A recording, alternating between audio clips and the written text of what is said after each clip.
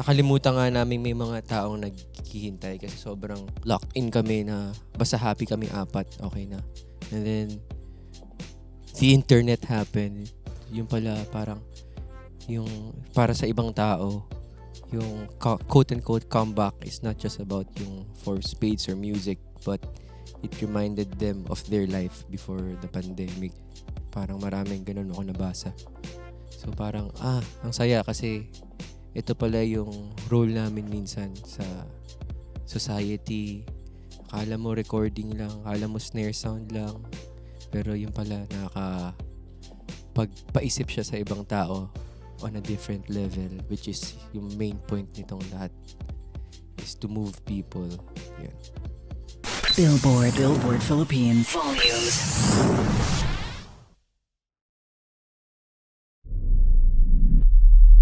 Billboard Philippines.